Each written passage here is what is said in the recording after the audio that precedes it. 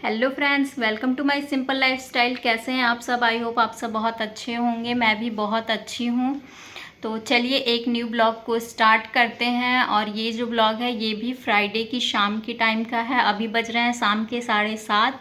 इससे पहले वाले ब्लॉग में आपने देखा था मैंने लिविंग रूम की क्लीनिंग की है। तो बने रहिए मेरे इस न्यू ब्लॉग में। तो चलिए इस ब्लॉग को स्टार्ट करते हैं। इस रूम की क्लीनिंग की थी तो अभी देख सकते हैं मैंने बेड पे बेडशीट रखा है। मैं अभी इस पे बेडशीट डालूंगी। और ये जो भी आइटम्स मैंने डेकोर वाले क्लीन किए थे ये सारी चीज़ें सूख चुकी हैं। तो इसे मैं अभी ऑर्गेनाइज़ कर दूंगी। जब भी मैं अपना रूम वगैरह क्लीन करती हूँ ना, और क्लीन करने के बाद जब सारी चीज़ें अपनी जगह पे ऑर्गेनाइज़ कर देती हूँ और चारों तरफ देखती हूँ कि हाँ हर चीज़ अच्छे से क्लीन हो चुकी है, तो मुझे बहुत अच्छा फ़ील होता है। और लगता भी है कि हाँ मैंने जितनी मेहनत की वो सफल हो गई है। क्योंकि चारों तरफ जब सब कुछ एकदम अच्छे से क्लीन दिखता है, सारी चीज़ें अपनी जगह पे ऑर्गेनाइज़ रहती हैं, ईज़िली हमें हर चीज़ मिल जाती है, तो लगता है कि हाँ मेहनत सफल हो गई है। ऐसा जो भी हाउसवाइफ़ अपने घर की क्लीनिंग करती हैं ना, तो उनको भी यही फ़ील होता होगा जब भी वो अपने रूम को ऐसे ऑर्गेनाइज़ देखती हैं। तो अभी आ चुके हैं बेडरूम में, और आज मैं बेडरूम की भी ऊपर से जितने भी जाले वगैरह हैं ना उसे क्लीन करने वाली हूँ।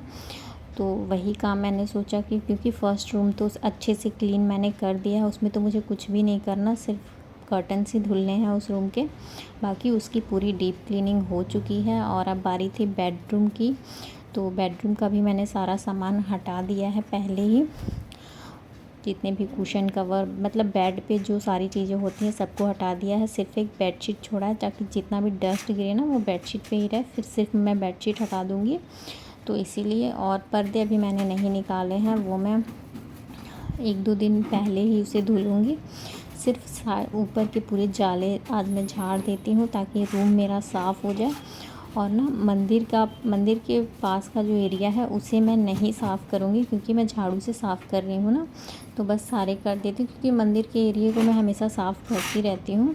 तो वैसे तो मंदिर मुझे दिवाली से पहले अच्छे से एकदम उसकी भी डीप क्लीनिंग करनी है, पूरे कपड़े वगैरह भी सब कुछ अच्छे से चेंज करने हैं।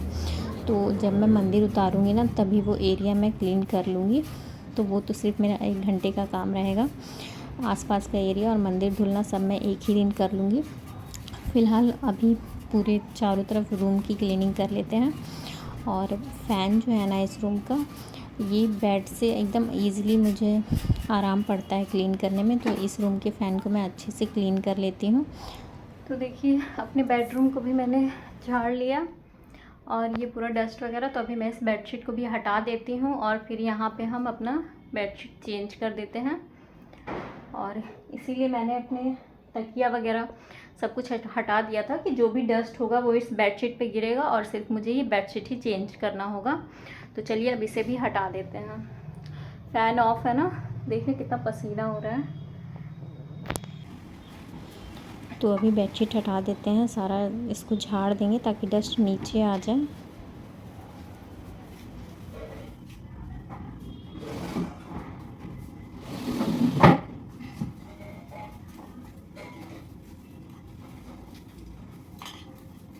पहले झाड़ू लगा लेते हैं, उसके बाद हम बेडशीट लगाएंगे।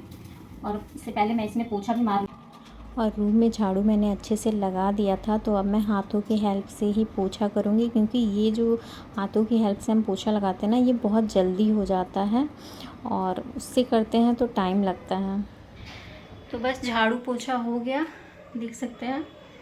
अब चलते हैं अपने बेडशीट को लगा लेते हैं। तो बेड पे जब तक हम बेडशीट नहीं बिछाते ना तब तक हमारा काम भी कंप्लीट नहीं होता है, और हमारा जो रूम है वो भी अच्छा नहीं लगता है।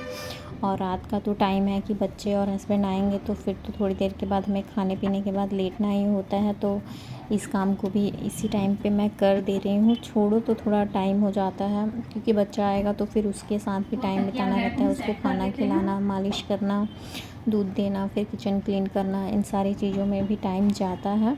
तो इसीलिए मैं अभी ये सब कर लेती हूँ। ब्लैंकेट को भी लगा देते हैं अच्छे से।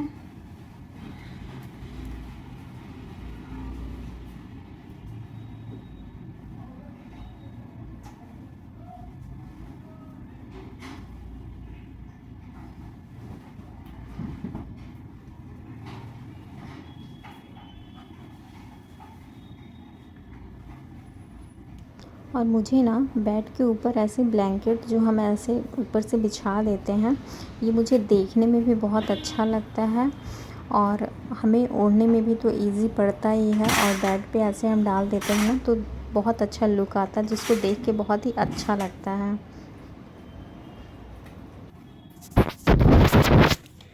तो बस हो गया। तो देखा फ्रेंड्स, मेरे दोनों ही रूम की डस्टिंग हो चुकी है। फर्स्ट वाला रूम तो पूरा अच्छे से क्लीन हो चुका है मेरा, बस उसमें बचा है तो सिर्फ एक कर्टन्स को मुझे क्लीन करना है, तो वो मैं कल या परसों करूँगी। और बेडरूम है मेरा, तो बेडरूम को तो मैं नहीं करूँगी कि मैंने पूरा अच्छे से क्लीन कर दिया है। हाँ, जितना ऊपर से डस्टिंग वगैरह था वो सारे काम हो चुके हैं।